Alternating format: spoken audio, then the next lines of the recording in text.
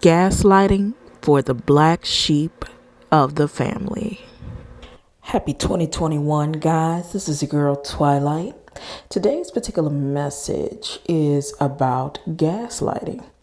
Am I being gaslit? The reason why this is important is because psychological manipulation is actually interwoven into the fabric of our society. Most individuals are bombarded on a day-to-day basis with propaganda, triggering words, being steered, and actually being shaped, molded, and performing a bit of what we call manifest destiny, where you are being constantly bombarded with messages that tell you about who you are based on inscrutable cues such as race, gender, and sexuality to tell you what the destiny of your life is. These programmings are very, very malevolent, and they can actually serve to be extremely destructive.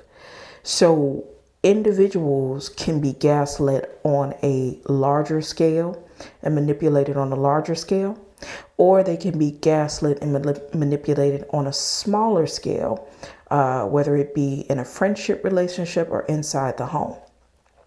So I take these types of things extremely seriously because I have actually endured and incurred narcissistic abuse at certain points of my life. And then when I started to do the inner work, I started to trace it back to a culture that I was very familiar with. Now, I'm going to begin this with pretty much telling my specific experience. However, I am going to move into some general understandings, but I do want people to do their own evaluations, do their own research. But yes, some aspects of this is going to be subjective. Other parts of it is going to be objective. You, in the end, will be the one to make your call. So what I would be considered as inside the confines of my particular culture and familial relationships is a black sheep, which is very interesting because I'm probably the lightest one in a black family, but I would be considered the black sheep. This is the person that's kind of like the whistleblower. And what that means is there's a certain culture that everyone has subscribed to. They are also comfortable with that culture. And that culture may not be healthy for everybody, but everyone participates in it because overall, it is the accepted ideology, belief systems, and mentalities that shape the culture, and everyone has chosen to sign up for this culture. So you become the black sheep in your family when you're kind of like the whistleblower and you're saying, wait, hold on, this doesn't make sense. Wait, excuse me, I got a question here. Wait, hold on, this doesn't add up. And one of the things that is usually happens to a whistleblower on a larger scale is it's met with resistance. It will always be met with resistance because it does not meet the ideals that the culture supports. So when that happens, you can find yourself in the familiar relationship potentially being ostracized, or potentially having your opinion diluted, gaslit. And what is the meaning of gaslit? Well, gaslighting is a certain type of psychological abuse. It pretty much is when the person speaking is told their reality is not the reality and they are seeing it incorrectly. Now, over time, when this is done continuously and maliciously, this can cause a person to have self-doubt, to not really trust their own instincts and intuition. And me personally, I had to break free from that. I wish I had broken free from it earlier on in my 20s, but I didn't. I didn't break free from it from my 30s because I still was overly concerned with people pleasing and being accepted and having people like me, when in actuality, the real me was something that was not being embraced in the first place, because I was effectively being typecasted as the whistleblower, the black sheep, or potentially devalued and called the stick in the mud, or too extra, or whatever have you. Anything to denote that I was not accepting of the culture, and anything to denote that this acceptance was not tolerated by the overall herd mentality that I was expected to enact. Okay, so gaslighting is, yes, it is a form of psychological abuse, but it is mainly because of the coveting nature of a codependent environment, or the coveting nature of a culture that isn't healthy. So people who sign on for these particular cultures and they agree to it, and you might, for example, see something and say, wait a second, this isn't healthy. Why are we doing this? Oh, wait a second, this seems like it's going to be problematic. Why are we doing this? Oh, wait a second, it's clear that this is an issue. Why is this happening, and why isn't anyone saying anything about it? And you being the person to bring attention and shed light on darkness or dark things that people don't want to deal with, you are making them uncomfortable. Okay, so instead of dealing with the truth about their discomfort and the truth about the information being disseminated, they would rather shed a light on you. And usually what that turns into is a form of blame shifting. So you express a grievance, an issue that you have with something that's going on in your immediate circle. And because you express that issue or that grievance with this pattern of behavior that you've identified that is harmful, whether it be self-destructive or whether it be destructive to others, since the chosen culture is to ignore these problems, or pass the buck, or sweep it under the rug, or act as if though that this is culturally acceptable, then when you bring that up, you're now sparking a concern within the other person that they have suppressed. Okay. And normally what that does is now they're triggered, because they're suppressing a deeper truth that they are starting to recognize within. But because they're not really ready to deal with it, they have to force it away. They have to force those feelings away. And so what they do is they shift the blame back to you. So instead of saying, hey, I hear you, but I'm uncomfortable talking about it, and I'm just not ready to go down that pathway yet. I want to take some time to potentially think about something else. That would be an emotionally healthy way of responding to discomfort when something's brought to your attention. The way that most emotionally immature people handle it is that I am embarrassed or ashamed of this, so now I must find something wrong with you. I must now look into you and tell you about your flaws. I'm going to have a reaction. I'm going to rage against the uncomfortable emotions you're making me feel by bringing these things to my attention.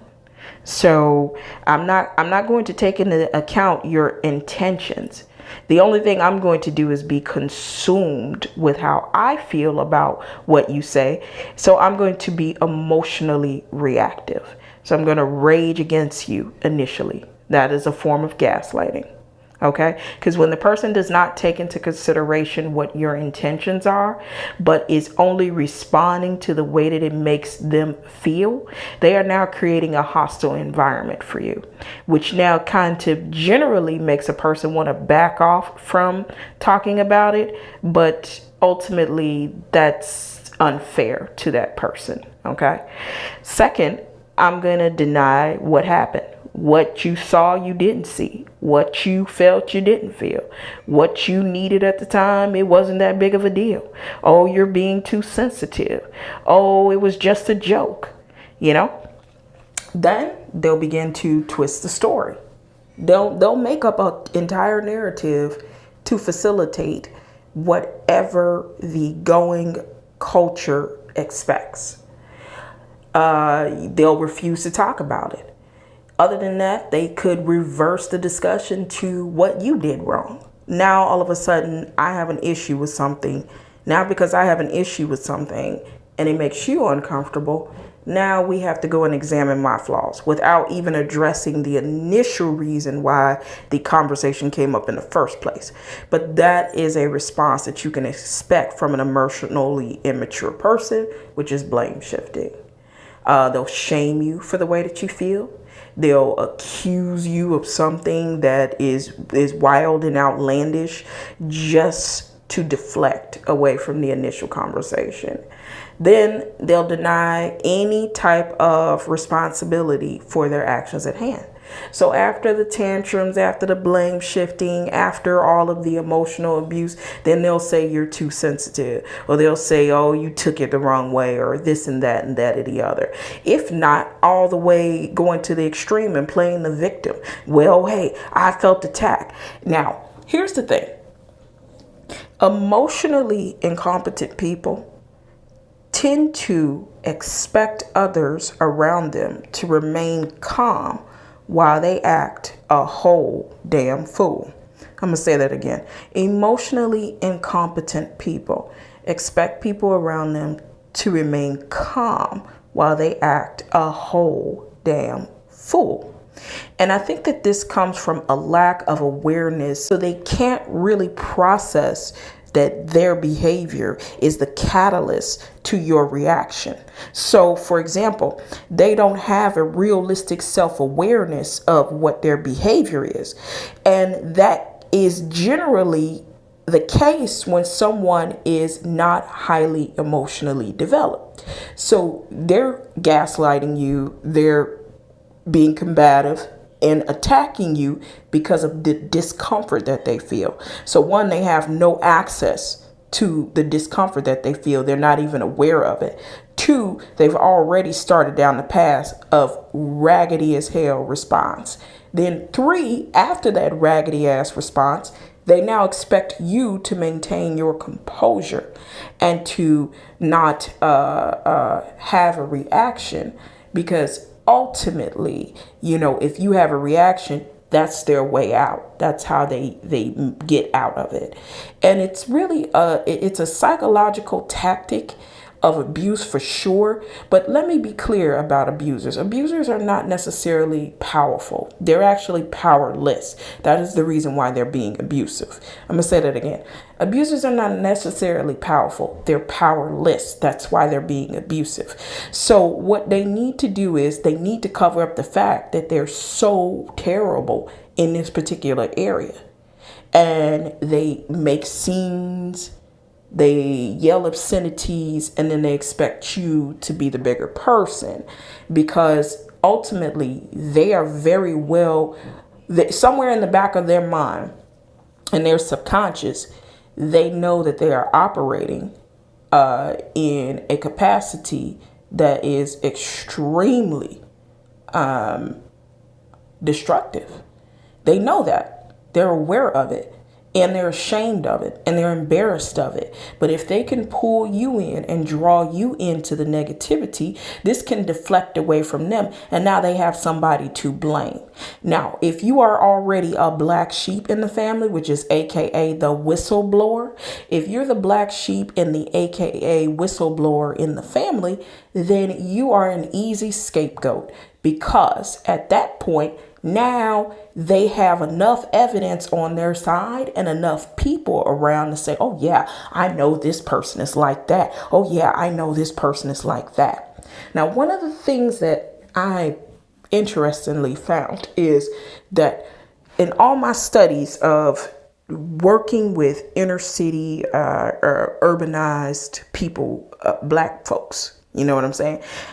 Coming from that type of space, because of the trauma that we experience in our lifetimes, just being black and living in a city, we generally don't tend to self-actualize. One of the key things to self-actualization is emotional intelligence and development.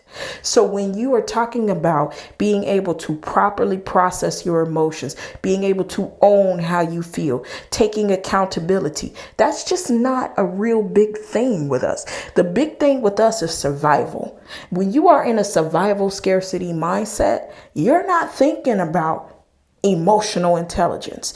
That's of one of those higher level faculties that people don't tend to access until they have stabilized their lives. So I'm framing this in the context of being a person of color.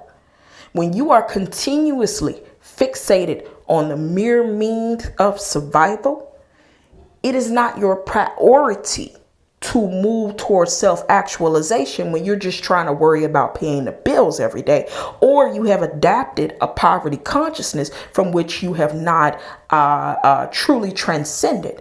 And many individuals have not transcended the environment that they are in. So just basically being black and experiencing so much trauma, you don't emotionally develop. I bullshit you not. So if you're a person that's on the outside looking in and you've developed some level of emotional intelligence, because believe me, I'm still on my journey.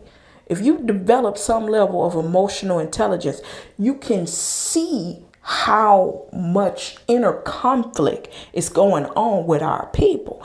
You can see how many issues just go unchecked. You can see how defensive people feel. So the culture is created through it's the onslaught of dealing with trauma. And if you are the black sheep of the family, you tend to be the scapegoat. And if you tend to be the scapegoat, it's easy for people to rally behind that because they all emotionally process under the same guidelines. So it's only when you have elevated your consciousness to a certain point, I advise you to accept the fact that you may have to separate from what you are familiar with. The reason being is because elevation of consciousness suggests many things, but one of the main things it suggests is inner work and shadow work. Shadow work means you're dealing with your emotionally suppressed issues. You're dealing with traumas. You're dealing with malignancies and entity attachment. And that's a tall order to fill. Many individuals, as I said, are stuck in survival mode. They're just worried about how to pay XYZ the next day. They're not worried about their emotional wellness and spiritual evolution. Okay. So since that is not something that is at the forefront of their consciousness, it's not a priority. Because it's not a priority, then you're going to have to expect janky ass results. Personally, I'm very transparent, very authentic. I speak, my truth. And if that is offensive or triggering to people, there's many ways we could look at that. Ultimately, you're not taking control of your own feelings. Since you have no accountability for your own feelings, being triggered is like going to be a whole shit ton of you being triggered because you're not taking responsibility for how you feel. You don't know how to deal with your vulnerability. You don't know how to deal with things that you'd rather not deal with or that you feel is uncomfortable for you. And then you don't have the skill set to process those uncomfortable emotions. So now I'm just having these constant janky ass conversations and janky ass arguments that really amount to a hill of beans, because it's just us going in circles, when I could easily match up with those who share similar ideologies. So sometimes that's a hard pill, because as we know, in Black culture, we love our family. And one of the biggest thing is we have this affinity for not forgetting where you come from. But I think at some point there is an expiration date on the culture and the mindset that of where you came from, if you wish to get further than where you currently are. This is Twilight saying peace, healing, love yourself.